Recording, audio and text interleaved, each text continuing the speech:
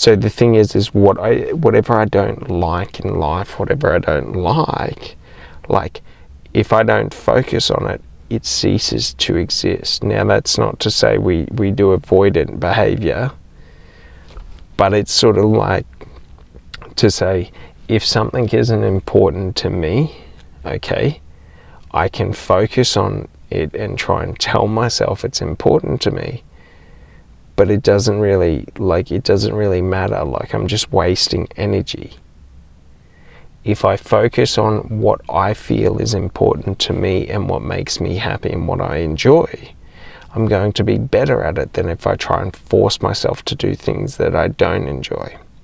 So this is sort of like yin and yang, the flow, okay, is between like doing what I need to do in terms of, doing things that are required, and maybe they're tedious tasks. And it's sort of like, if we understand it like this, that I can see things as things that I have to do just to get them done, or I can see things as I get to do and I enjoy like getting them done.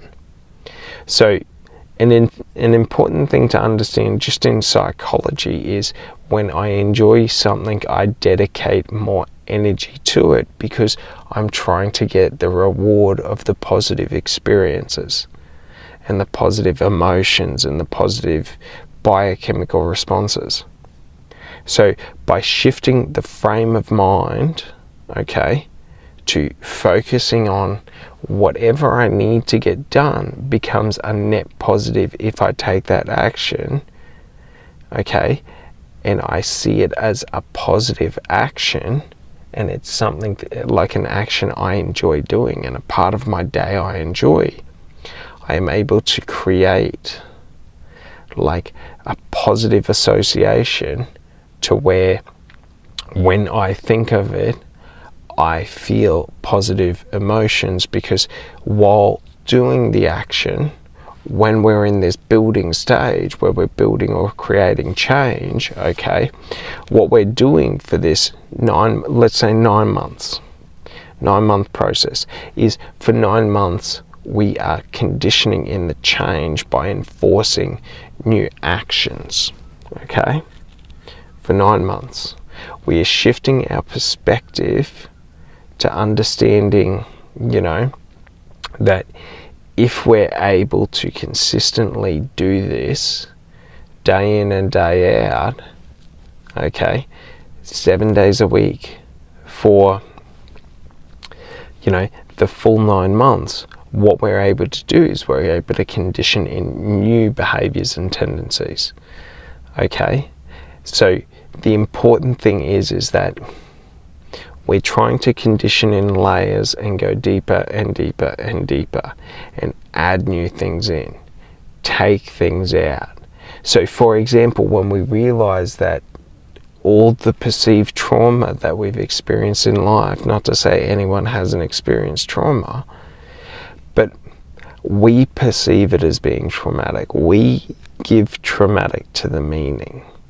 So, for example, if you want to feel your entire life that, up until now your life has been terror and you're a victim and all of this, by all means, you're able to live a victim to your trauma.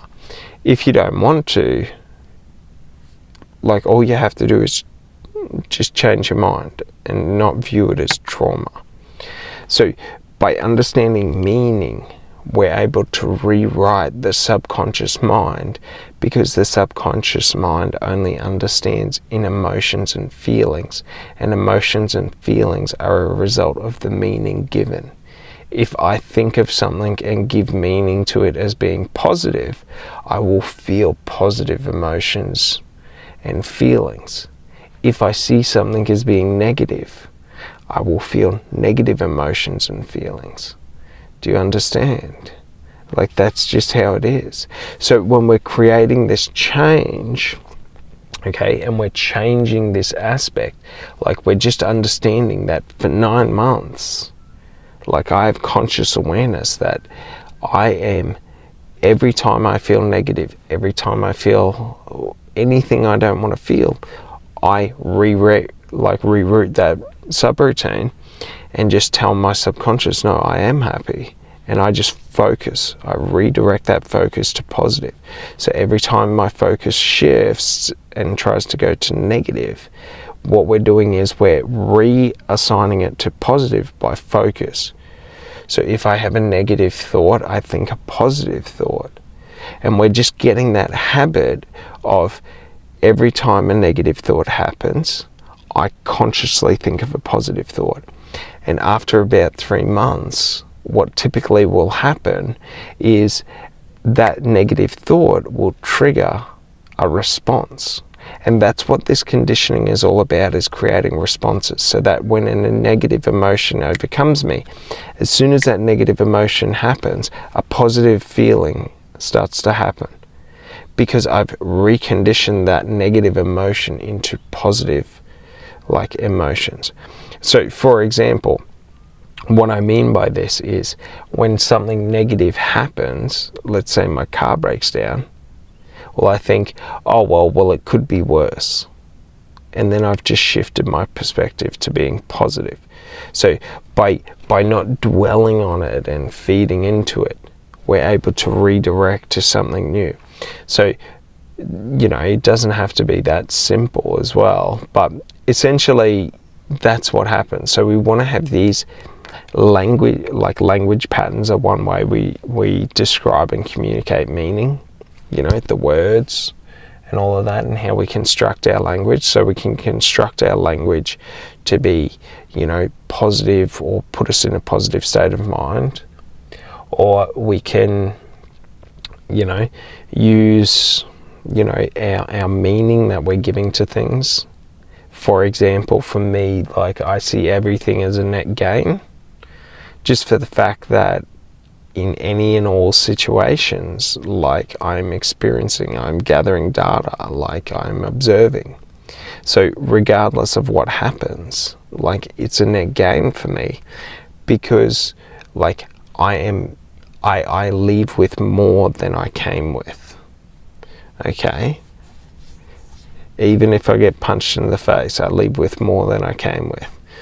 So to understand this is just to understand that frame of mind. So when negative things happen to me, that's what I tell myself, that I leave with more than I get. It's not a negative situation. It's not really that bad. If I'm in the middle of nowhere and I break my legs and I have to crawl 20 kilometers, that's not a negative. It'd suck and it'd be uncomfortable and it'd probably be painful as hell, but it's not a negative situation. I get the experience of having to crawl through 20 kilometers of bushland. That's a positive, unless I come across a deadly taipan or snake or something like that. But you know what I mean? It's not a loss. I could see it as my legs are broken and I'm in the middle of nowhere. But essentially, even crawling, it's just a matter of duration of how long I have to crawl to achieve that distance. Not to say that you're not going to be in immense pain and out of your mind. Some of the smallest things are the most painful things. Have you ever noticed that when you get the skin there and it gets inflamed? That is more painful, I reckon, than dislocations. But I don't know, I'm not that observant. I don't understand pain like other people. But regardless, that's an important thing to understand, is that when we're doing this, so when we're consciously trying to achieve goals, and we have this conscious framework and this understanding of duration, of effort, of what actions need to be taken, all it is implementation. It doesn't really matter. if you take the action 1,000 times, on that 1,000th time, you are going to be far superior than you were on the first time. Regardless of if you try or if you don't, if you just do the work and focus on incremental gains, like, it's guaranteed.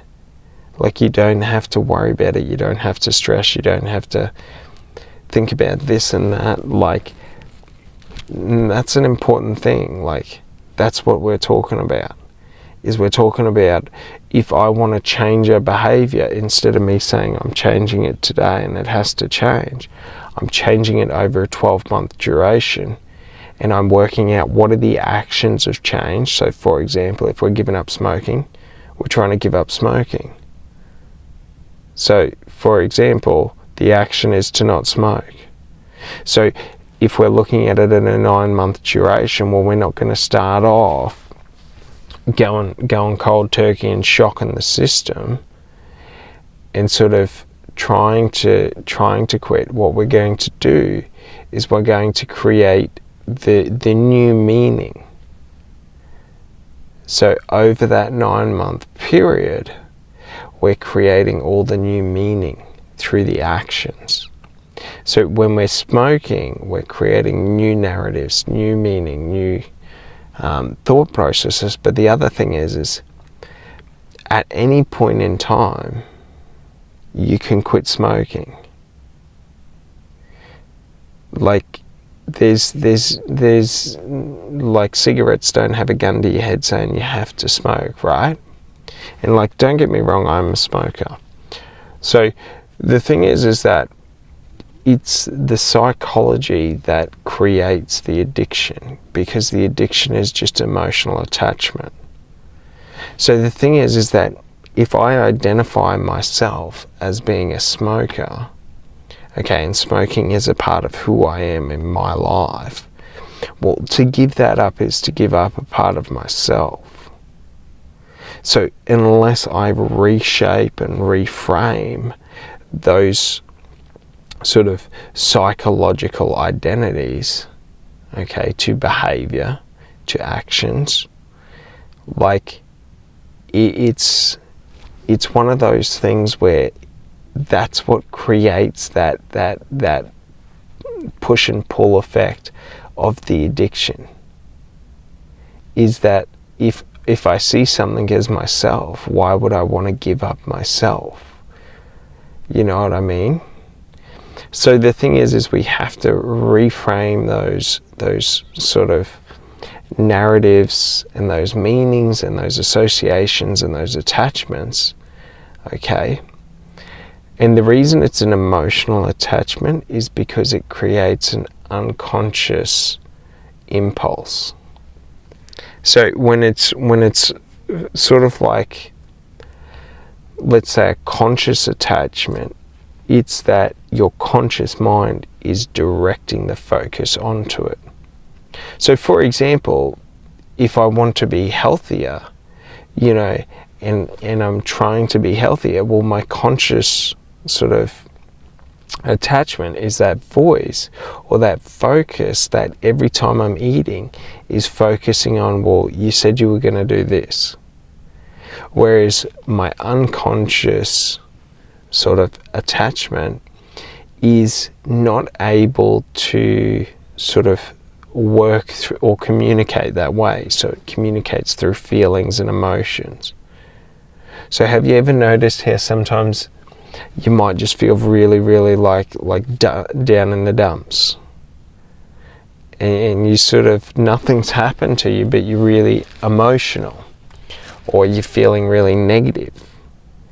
Like these are your, you know, issues within your subconscious, in terms of you have emotional trauma or emotional pain that you haven't dealt with and you haven't sort of worked through. And it can be anything. It could be people telling you you're ugly, whatever. Like, it doesn't really have to matter, because what we got to understand is the conscious mind has logic and reason. The subconscious mind doesn't. It has emotions and feelings. It's irrational. So we just got to understand that our emotions are irrational. because our rationale and our intellect is in our conscious mind in terms of, our ability to process, to process meaning, to process. Like, have you ever noticed how, when people become highly aggressive and emotional and emotionally unstable, well, they can take meaning out of anything. Like, you can tell them, do you want a kebab? And they can, think that you've just told them that you think they're the scum of the earth and the lowest of low people. Like, when we're in our subconscious mind, we don't have logic or reason. So we think about survival instincts. And we think about survival instincts as being like logical. But there's nothing really, if you think about it, logical about survival instincts. Like, if we go fight or flight, and our brain decides that we're in a fight situation, well, it's not that like, hey, I'm going to step back and do a strategy and bang, bang, bang. No, it's just forward through whatever's there. It can't be there anymore.